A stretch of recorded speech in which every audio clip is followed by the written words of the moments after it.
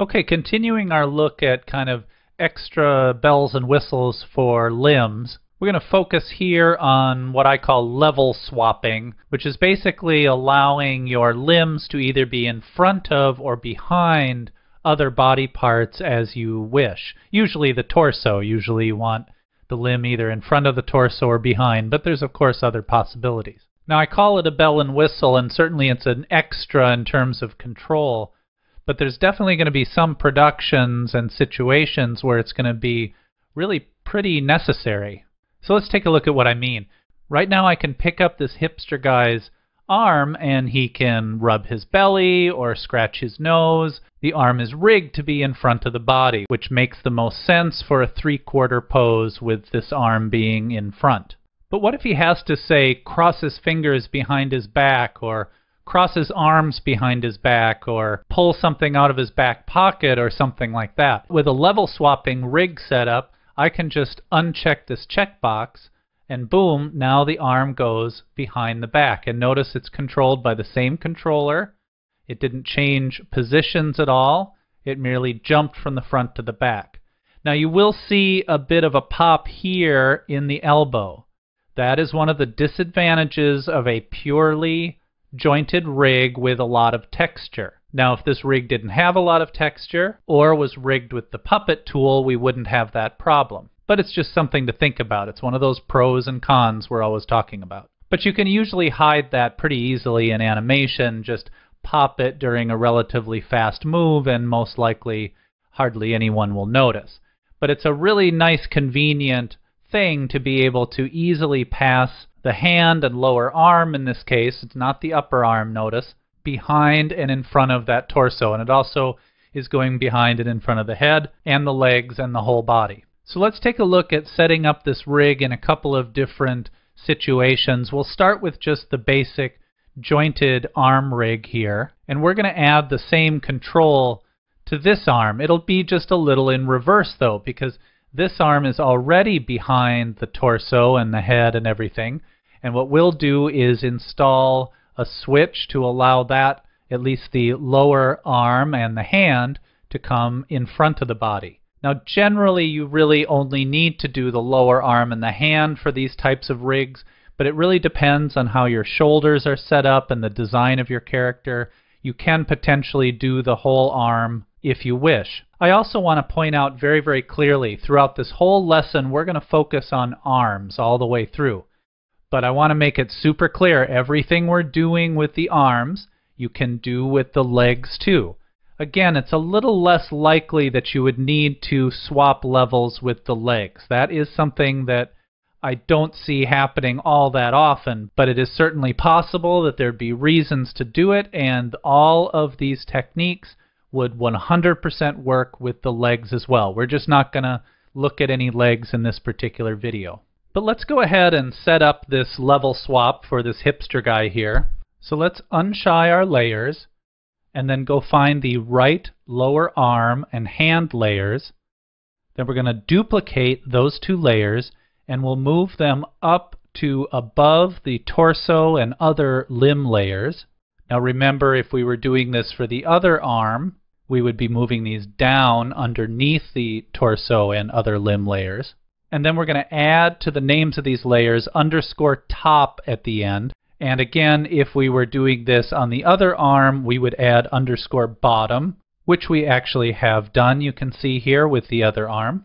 And this is just to make sure these are really easily distinguishable from their copies, especially because they are copies.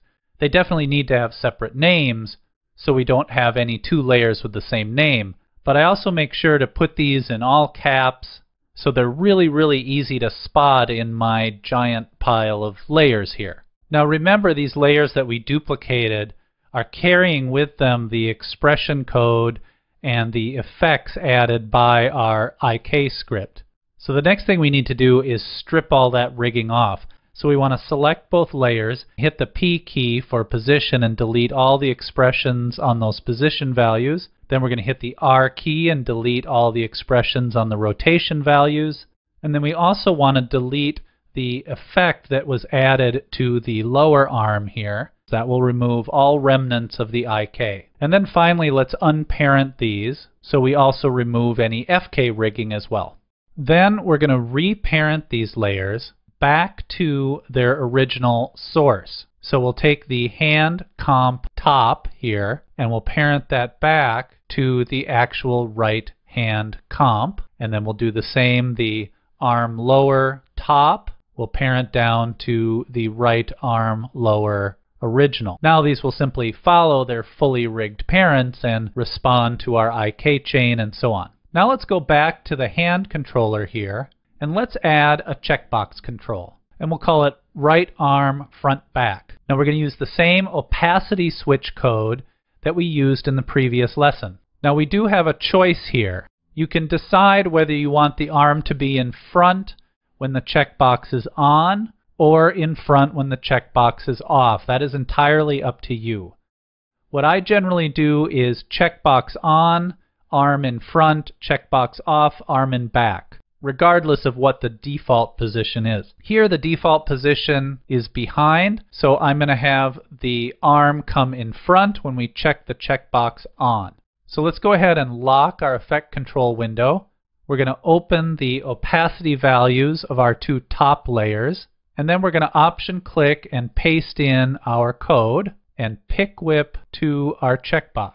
Now we can just grab that whole code and copy it and just paste it into the other layer, and we're all set.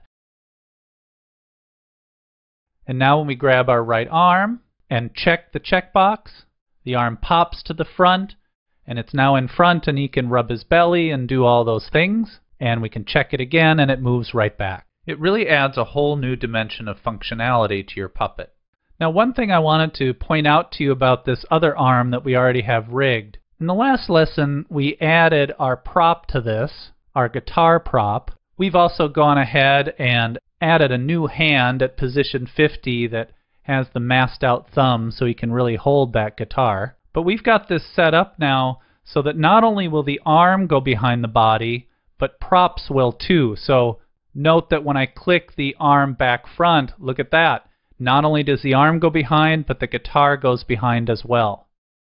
Now what's cool about this is that the prop on-off switch also works in both situations. Whether the guitar is on top or in back, I can still turn that prop on or off. It's a pretty flexible setup. So just to show you quickly how that works, there are of course two guitars. There's the guitar rig that we rigged in, and then there's a duplicate here, the guitar rig bottom. And our code for the layer swapping, in other words, moving the prop from the back to the front, that is right here in this rig comp on the guitar rig layer. But notice that the guitar rig layer has now been pre-composed. So I pre-compose this, and inside the pre-comp, I have the checkbox code tying it to the prop checkbox. So when we check that prop checkbox, it turns the guitar on or off in this pre-comp, and then here in the main rig, this code will have it go back to front. So that way we can have the back to front control and prop on and off control all working together simultaneously. The power of pre-comping. Let's look at how we can set up this kind of level swap with a puppet tooled arm. It's going to be quite a bit different. So we have our orange man here, and because in his normal state his arms are literally exactly the same color as his body, I went ahead and just added a little gradient tint to his lower arms just so we could see what's happening a little more clearly here. But let's look at adding a front and back level swap switch to this left arm here. So I'm going to unshy the layers here, and let's just solo that layer for now. And we'll solo our controller too. And here's the really super cool thing about the puppet tool. Remember that all of our actual rigging, our FK and our IK and everything, is actually happening with the null bones that are attached to our puppet pins driving our artwork. Well, here's the really nice thing. If I select and duplicate this arm layer, and we'll go ahead and name this bottom right away because we're going to be moving it down in just a second, but before we move its position here, let's just take note of something. I'm going to actually turn off the original left arm layer, So we're only looking at this copy we made. And watch, as I click and drag on the controller, notice that it still operates the copy of the arm exactly like it operated the original arm. And that's because the expression code that's written on each puppet pin is still referencing these null objects even on the copy. So the great thing here is we don't have to really do any re-rigging or tearing apart of rigging at all.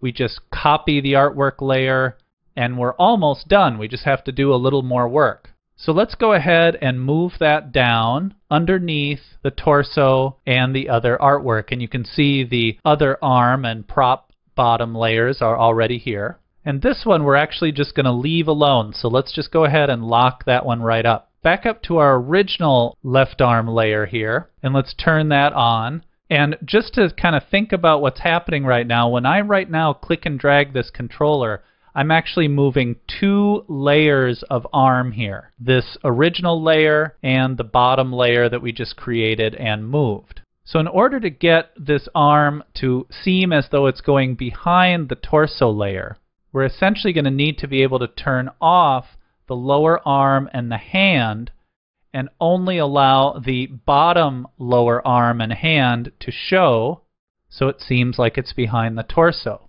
But before we go and rig that up, let's go ahead and add our checkbox. So on our left-hand layer here, we're going to add that checkbox control and lock our effect control window. Then we're going to grab this top-level original arm comp and we're going to pre-compose it.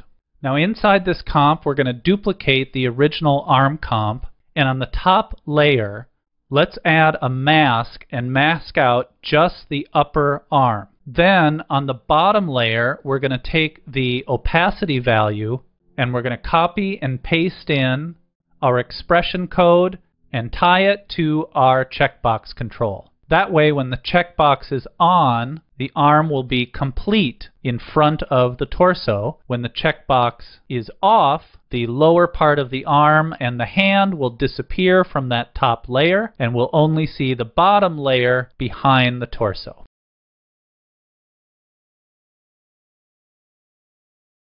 Now also just to note, we do have the same setup already working here on this other arm. And remember, this arm is also rigged with props. And just like on our other rig, our front and back works both with the arm and with the props. And it's set up in a very similar way. Inside our prop pre-comp, we've placed the code that ties the opacity of this layer to our prop on and off switch. And then here in the rig comp, the opacity of the props comp is controlled by the arm front back switch.